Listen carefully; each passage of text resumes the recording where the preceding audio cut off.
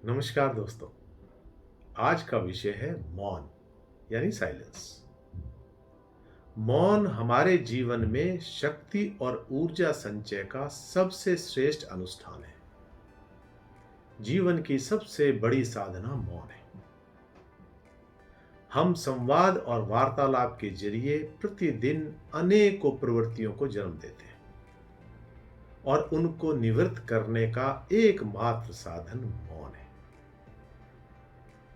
वार्तालाप संवाद भले ही हमारी बुद्धि को प्रखर करता हो, हमारी तर्क शक्ति बढ़ाता हो, किंतु मौन प्रतिभा की पाठशाला है। प्रतिभा हमेशा मौन से ही निकल के आती है। जितने भी बड़े वैज्ञानिक हुए हैं, ऋषि मुनि हुए हैं, चिंतक हुए हैं, वो हमेशा मौन की साधना में रहे हैं। कहते हैं कि मौन की अभिव्यक्ति बड़े से बड़े व्याख्यान से बड़ी होती है।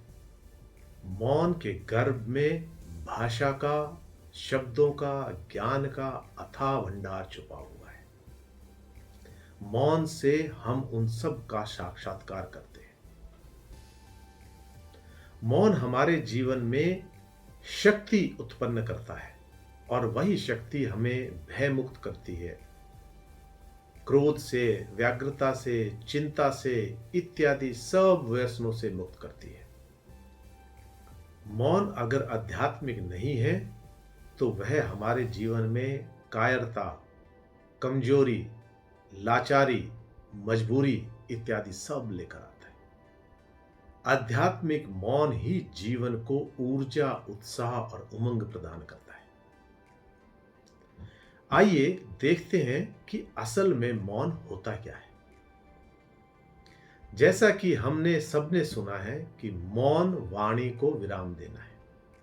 मेरा मानना ऐसा नहीं है।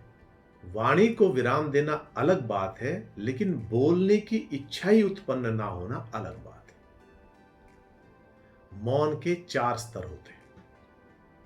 पहला है शारीरिक स्तर, दूसरा है वाणी का स्तर, तीसरा है इंद्रियों का स्तर और चौथा और सबसे महत्वपूर्ण है मन का स्तर।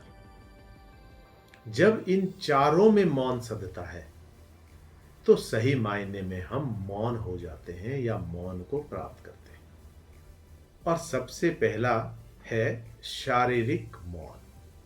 शारीरिक मौन यानी कि शरीर से किसी भी प्रकार की कोई अभिव्यक्ति ना हो। जो लोग बोल नहीं सकते, सुन नहीं सकते, वो इशारों के माध्यम से, शारीरिक मुद्राओं के माध्यम से अपनी बातों की अभिव्यक्ति करते हैं।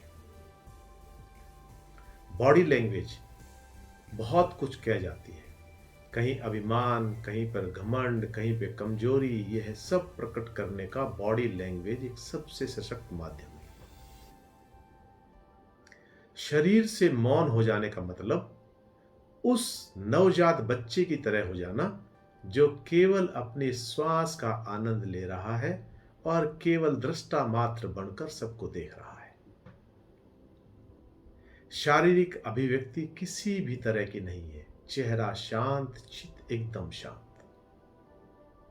यदि प्रस्फुटित हो रहा है तो प्रेम हो रहा है।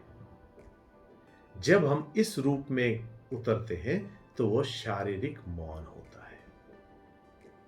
दूसरा आता है वाणी से मौन।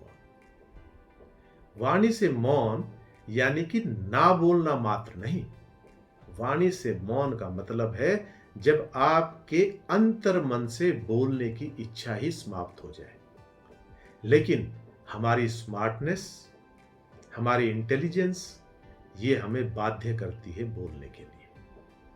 कहीं भी हम बैठे हों और कोई भी संवाद चल रहा हो तो हम अपनी बुद्धिमत्ता दिखाने के लिए जरूर बोलते हैं। या यूं कहिए कि वाणी से भले ही ना बोल रहे हों, लेकिन उसके अनुकूल और प्रतिकूल विचार जरूर हमारे जहन में उत्पन्न होते हैं।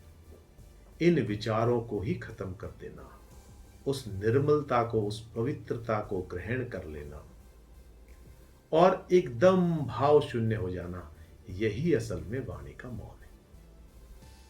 और तीसरा मौन है इंद्रियों के स्तर का। इंद्रियां भी विभिन्न माध्यम से अभिव्यक्तियां करती हैं। जैसे आंखें लाल होना, आंखें चार होना, आंखें पथरा जाना, आंखों से अश्रु बहना, इत्यादि इत्यादि संवेदना और भावना व्यक्त करने का माध्यम। दूसरी ओर जब भी खुशबू आती है तो मुंह में पानी आ जाता है। वह उस पकवान की ओर हमारी लालसा को दर्शाता है। इसी तरह से हमारा मन स्पर्श के लिए करता है, आराम के लिए करता है, इन सब इंद्रियों के सुख के लिए अच्छा संगीत सुनने का हमारा मन करता है। यदि हमने इंद्रियों का मौन रखना है तो इन सुखों का भी त्याग करना पड़ेगा।